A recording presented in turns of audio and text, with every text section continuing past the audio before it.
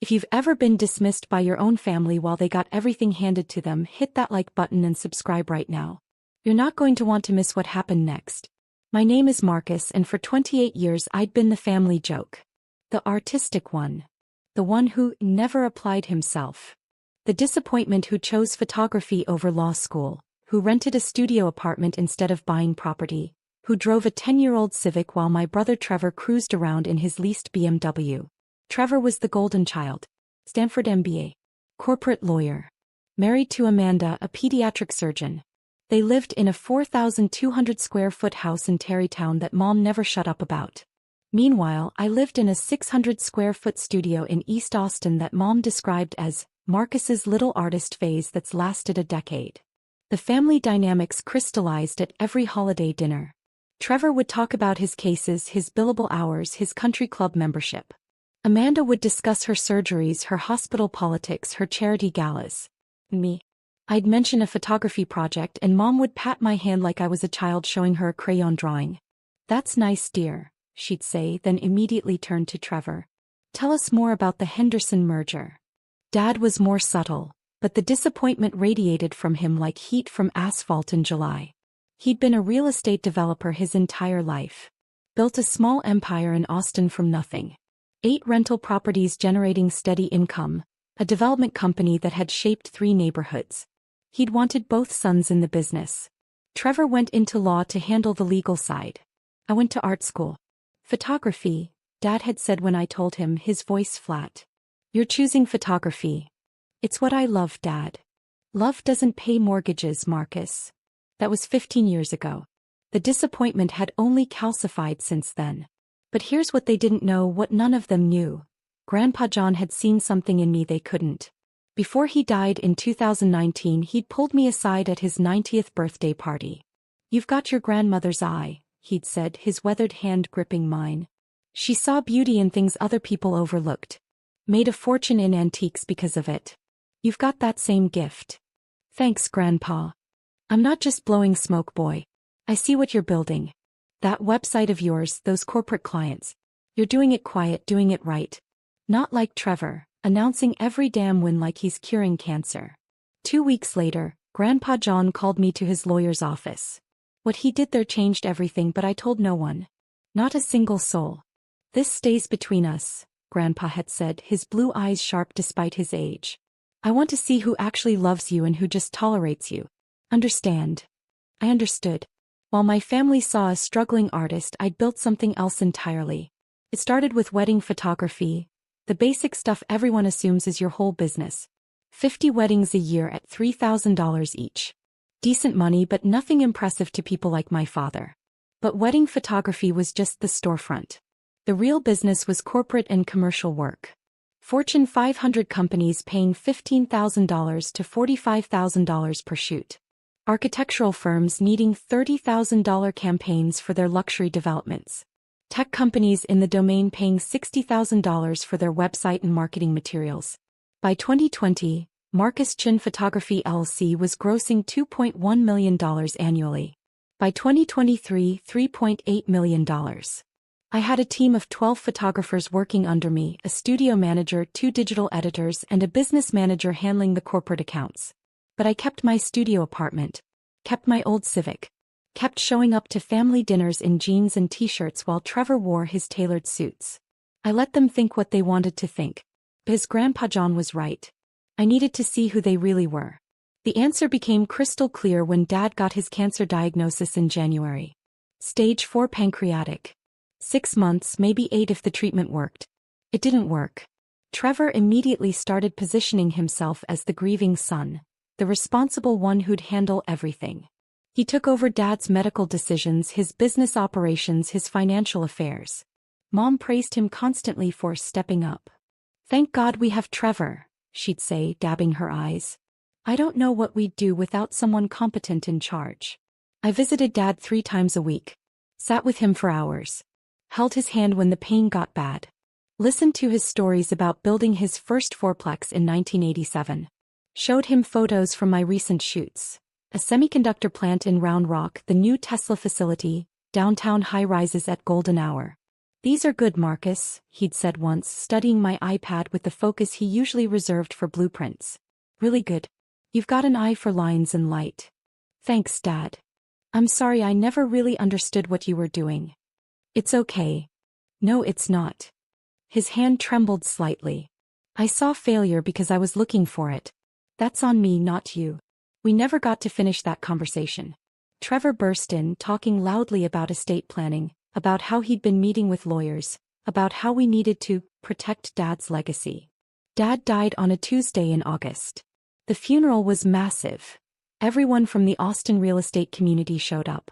Trevor gave a eulogy about carrying on Dad's vision. Amanda stood beside him in perfect widow-adjacent black. Mom sobbed loudly in the front row. I sat in the back and said nothing. The inheritance meeting was scheduled for September 15th, exactly 3 weeks after the funeral. Mom wanted it at the house, the big Westlake property Dad had built in 1995. Trevor insisted on having Dad's lawyer present, plus an estate accountant. I showed up in jeans and a button-down shirt. Trevor wore a charcoal suit that probably cost $2,000. Amanda sat beside him in a cream-colored dress, her hand possessively on Trevor's arm. Mom sat at the head of the dining table, Dad's empty chair beside her like a ghost. The lawyer, Richard Morrison, sat across from me with a leather portfolio. The accountant, a thin woman named Patricia, had a laptop open and 3 inches of printouts beside her. "Thank you all for coming," Richard began, his voice professionally somber. "We're here to execute Thomas Chen's last will and testament, dated March 18, 2024. Trevor leaned forward, his fingers steepled. The position of a man who already knows he's won. Richard opened the portfolio. Thomas's estate consists primarily of his 8 rental properties in Austin, with a combined assessed value of approximately $4.2 million. There's also a business account with $175,000, and a personal savings account with $83,000. The properties are the key asset, Trevor interjected smoothly.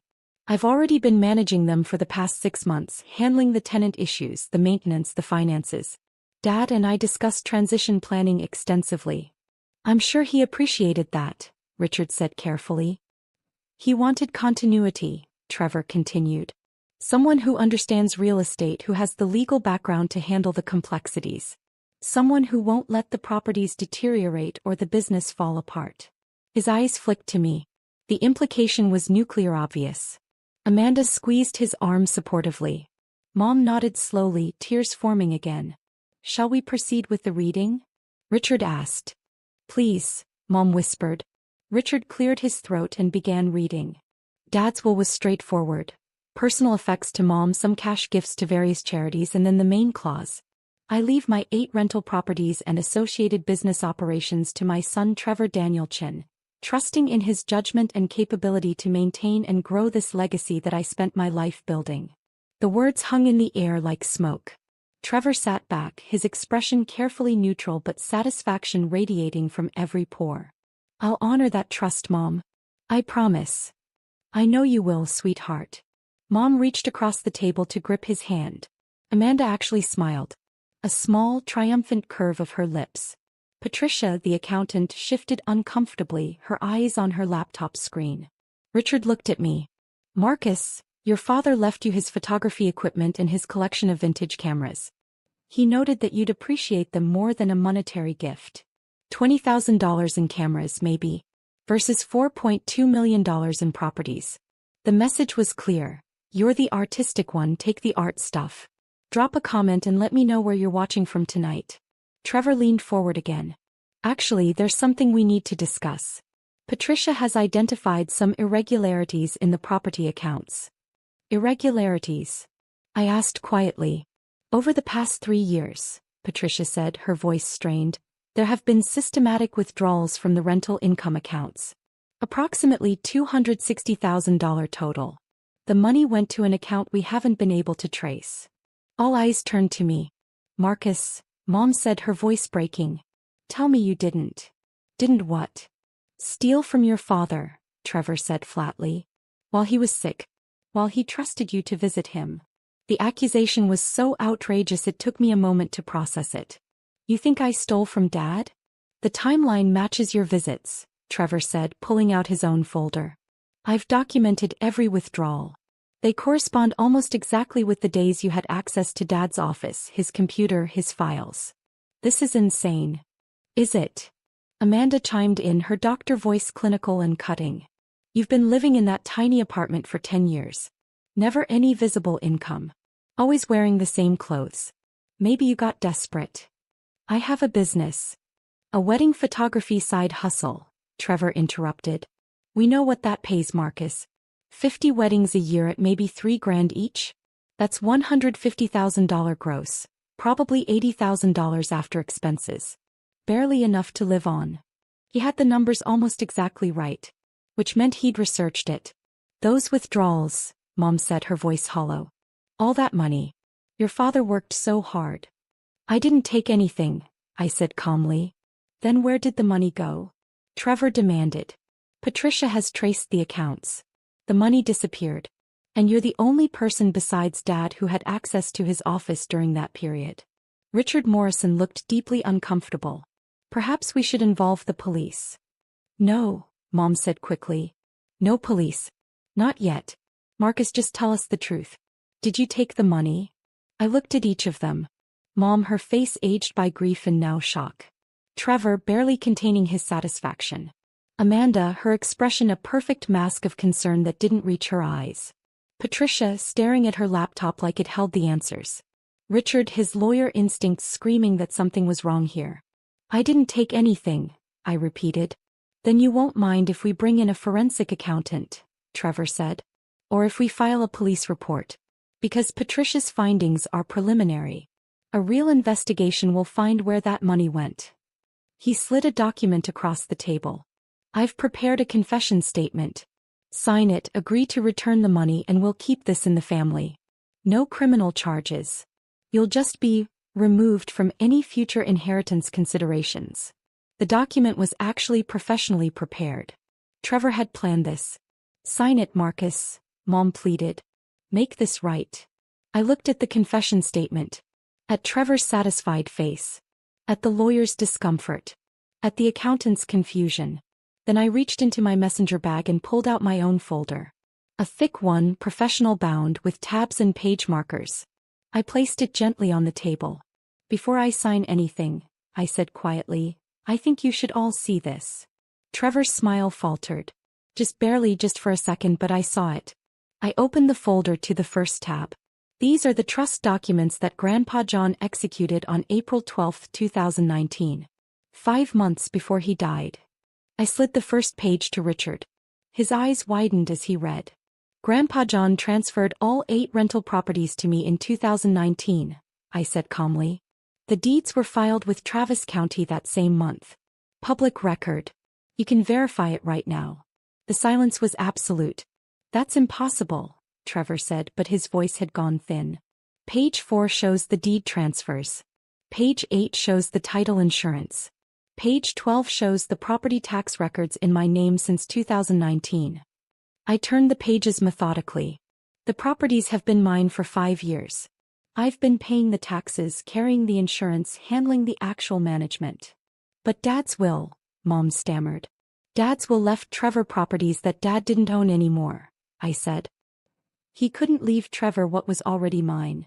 Richard was speed reading the documents, his face going pale. These appear to be legitimate. The recording numbers, the notary seals, the title company stamps. Call Travis County Records, I said. Recording numbers are right there. This will take you 5 minutes to verify.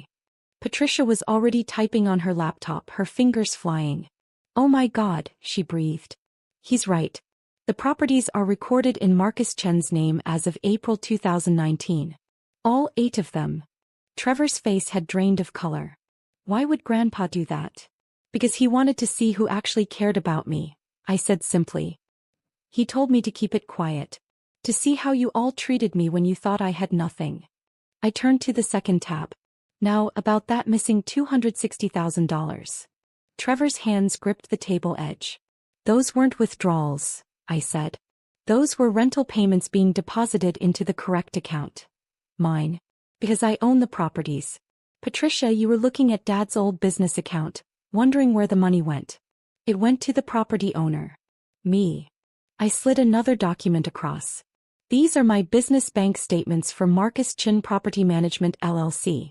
Every deposit matches the dates Patricia flagged. Because tenants were paying rent to the actual owner. Patricia stared at her screen, then at my documents, then back at her screen. The amounts match exactly, she whispered.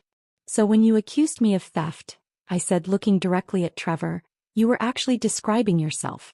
You've been trying to claim properties you don't own. That's fraud. I didn't know, Trevor started. You didn't know because you never asked. You assumed. You saw what you wanted to see, a failure of a brother you could blame for your scheme. I turned to the third tab and my voice got colder. But here's the interesting part. Patricia, you said you found irregularities. Did you find the other irregularities? She looked confused. Other. The withdrawals from the property's maintenance reserve accounts.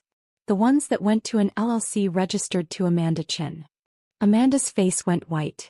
Between 2022 and 2024, someone systematically drained $127,000 from the property maintenance reserves. I noticed it 6 months ago because I actually review my property accounts monthly. I hired a forensic accountant, a real one, and they traced every penny. I placed another document on the table. The money went to Luxury Medical Consulting LLC, registered to Amanda. Except there's no consulting business. It's just a shell company. That's not, Amanda started, but her voice cracked. I have the bank records, the wire transfer authorizations. And they're all signed with a digital signature, using Dad's login credentials. I looked at Trevor. The ones you had access to as his power of attorney. The silence was crushing now. Hit that subscribe button if you've ever had to set boundaries with toxic family, because what happened next was nuclear. Richard Morrison had gone from uncomfortable to horrified. This is attorney fraud. Identity theft. Embezzlement. It's also why I installed security cameras in Dad's office 8 months ago, I said. When I noticed the first suspicious withdrawal. I have footage of Trevor accessing Dad's computer after hours, using Dad's password, initiating wire transfers. Trevor stood up abruptly, his chair scraping back. This is bullshit. You're making this up. Sit down, Mr. Chin, a new voice said from the doorway. We all turned. 2 people stood there. A man in his 50s wearing a suit and a woman in her 40s with a badge clipped to her belt. I'm Special Agent Victoria Hart with the FBI's Financial Crimes Unit, the woman said. This is Assistant District Attorney James Chin. No relation. We've been investigating financial elder abuse allegations involving Thomas Chen's estate. FBI. Mom whispered. Marcus contacted us 3 weeks ago, Agent Hart said, walking into the room. He provided documentation of systematic financial exploitation of his elderly father, including identity theft, wire fraud, and embezzlement. She looked at Trevor and Amanda. We've spent the past 3 weeks verifying his evidence. Every document checks out. Every bank record confirms the allegations. Trevor's face had gone from pale to gray. Amanda was shaking visibly. Trevor Daniel Chin and Amanda Rachel Chin, Agent Hart continued. You're both under arrest for conspiracy to commit wire fraud, identity theft, and exploitation of an elderly person. These are federal charges. Wait, Trevor said, but 2 more agents I hadn't seen entered the room with handcuffs.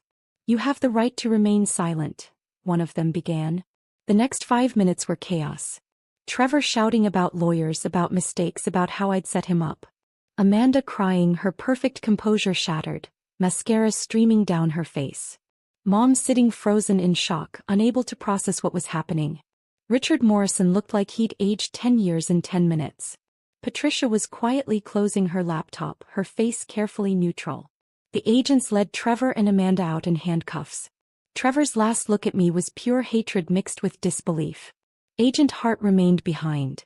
Mr. Chin, Marcus, we'll need you to come downtown tomorrow to sign your formal statement. But I wanted to thank you personally. Financial elder abuse cases are incredibly difficult to prosecute. Your documentation made this possible. My grandfather taught me, I said. Paper beats promises every single time. After the agents left, the dining room felt like a tomb. Mom sat staring at her hands. Richard was gathering his papers with shaking fingers. Patricia had already slipped out. You set him up, Mom said finally, her voice hollow. Your own brother. No, I said quietly. Trevor set himself up. I just documented it. You could have told us. Told us about the properties, about what Grandpa did. Would you have believed me? I asked. Before today, if I'd told you I owned 8 properties worth $4.2 million, would you have believed me? Or would you have laughed? She didn't answer. He didn't have to. Grandpa John wanted me to see who you all really were, I said. He wanted me to know if you loved me or just tolerated me. Now I know. Marcus. I listened to you praise Trevor for years. The golden child. The responsible one. I watched you dismiss everything I did as a phase or a hobby. I sat through dinners where my accomplishments were footnotes and his were headline news. We didn't mean. Yes, you did. I stood up, gathering my folder. You meant every word. Every dismissive comment. Every disappointed look. You believed I was nothing because that's what you wanted to believe. What happens now? She asked, her voice small. Now. I picked up my bag. Now Trevor and Amanda are facing federal charges. The prosecutor thinks they'll get 3 to 7 years each. Their assets will be seized to pay restitution. Their reputations are destroyed. And us. That's up to you, Mom. I own 8 rental properties worth $4.2 million. I own a photography business that grosses $3.8 million annually. I have a real estate portfolio worth another $1.7 million that I've been building since 2019. I'm doing fine. Her eyes widened. You're worth about $9 million, give or take. I shrugged. Could be more. I stopped counting. Why didn't you tell us? Because Grandpa John was right. I needed to see who loved me and who just tolerated me. I needed to know if you'd value me without money. I moved toward the door. Tao, I know. Marcus, please. I'm not cutting you off, Mom. But I'm done begging for a place at this table. I'm done being the punchline. I'm done pretending to be less than I am so you feel comfortable dismissing me. What do you want from me? I want you to think about the last 10 years. About every time you praised Trevor and patronized me. About every time you chose his version of success over mine. About every time you made me feel small. I paused at the doorway. Then, if you want a relationship with me, we build a new one. One based on who I actually am, not who you wanted me to be. I don't know if I can. Then you have your answer, I said quietly. I'll be around, Mom. When you're ready to see me, really see me, call me. But I'm done auditioning for your approval. I left her sitting at the table in the house Dad built, surrounded by the wreckage of her golden child's fall. The immediate aftermath was brutal for Trevor and Amanda. Their arrests made the local news. Prominent Austin lawyer charged with elder fraud. The legal community was small and vicious. Trevor's firm fired him within 48 hours. Amanda's hospital placed her on immediate suspension, then terminated her contract when the full scope of the charges became clear. Their Terrytown house went on the market within a week. They needed money for legal defense.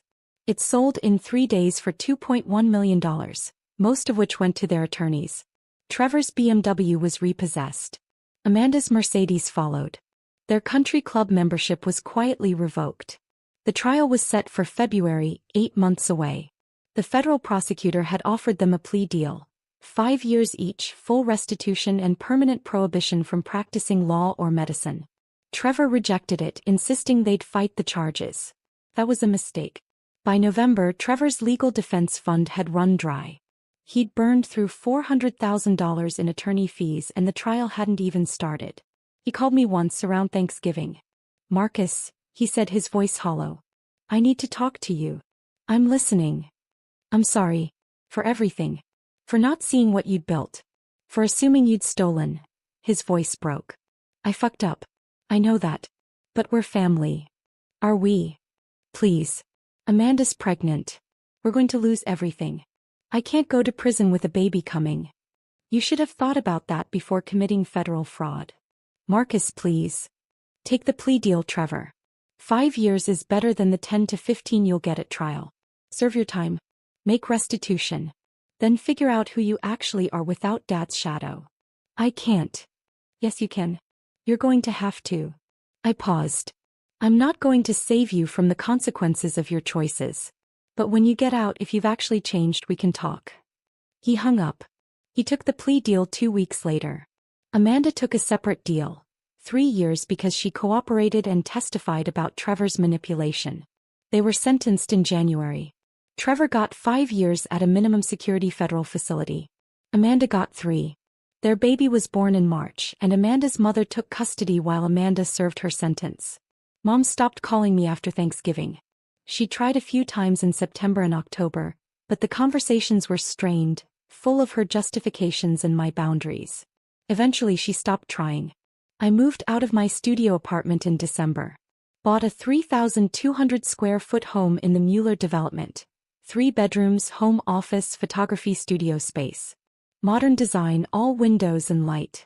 The antithesis of Dad's heavy traditional style. My business kept growing. $4.2 million in 2024. I hired 6 more photographers, opened a second studio in Houston, started doing commercial work for California tech companies flying me out for shoots. The rental properties kept generating income. $47,000 monthly gross across all 8 properties. I hired a professional property management company to handle the day-to-day. Let them deal with tenant calls and maintenance requests. I just reviewed the monthly reports and approved major expenditures. I started dating Sarah in February. She was an architect I'd photographed for a magazine spread. She knew nothing about my family drama, just saw me for who I was. We took things slow, had dinner every week, explored Austin together. No pressure, no expectations. Grandpa John's wisdom echoed constantly, let people show you who they are. In April, 1 year after the arrest, I received a letter from Mom. Handwritten, 12 pages. She'd been in therapy, working through her role in the family dynamics. Understanding how she'd enabled Trevor's entitlement and dismissed my accomplishments. Recognizing her own failures as a mother. I don't expect forgiveness, she wrote. I don't deserve it. But I want you to know that I see you now. Really see you. And I'm proud of the man you've become despite how I treated you, not because of it. I didn't respond immediately. Sat with the letter for 2 weeks. Read it multiple times. Thought about whether I wanted to rebuild that bridge. Eventually I called her. We met for coffee, neutral ground, public place, 1 hour. I'm not ready to forgive you, I told her. But I'm willing to see if we can build something new.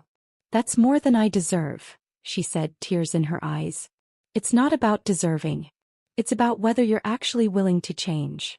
We've been meeting once a month since then. Coffee, sometimes lunch. Short conversations, careful boundaries. She asks about my business now, actually listens to the answers. She's met Sarah, been respectful and kind. She doesn't mention Trevor unless I bring him up. It's not the mother-son relationship either of us imagined. But it's honest. And that's more than we ever had before. If you've ever had to walk away from toxic family to save yourself, tell me your story in the comments. What would you have done in my situation? Would you have exposed them or kept the peace? Trevor's scheduled to be released in 2029. He'll be 42, a convicted felon unable to practice law. He sends letters sometimes. They arrive addressed to my old studio apartment, forwarded to my house. I read them occasionally. They're full of remorse and self-pity in equal measure. I haven't responded to any of them. Maybe I will someday. Maybe I won't. Amanda gets out in 2027. I heard through mutual acquaintances that she's been a model prisoner, taking courses, working in the prison library. Her daughter is 4 now, being raised by Amanda's mother. Whether Amanda will get custody back is unclear. The rental properties are worth $5.8 million now. Austin real estate keeps climbing. My photography business hit $5.1 million last year. My investment portfolio passed $3 million. I'm 32 years old and financially secure in ways my father never imagined for me. But the money isn't the point.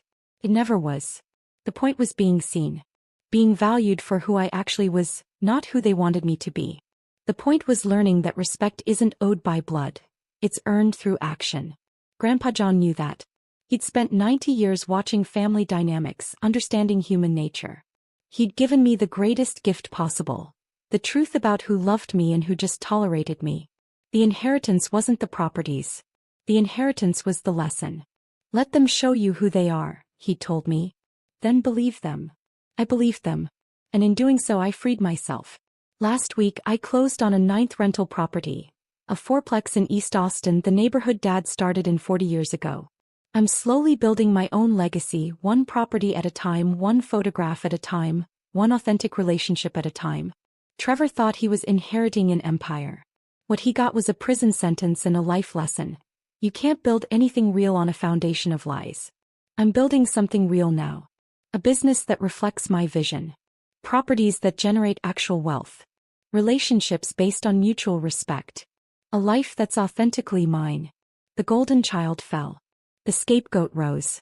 And in the end, the only inheritance that mattered was the one that taught me my own worth. That lesson was worth more than 8 properties, more than $9 million, more than all the approval I'd spent 28 years chasing. Grandpa John was right. Paper beats promises every single time. But truth? Truth beats everything.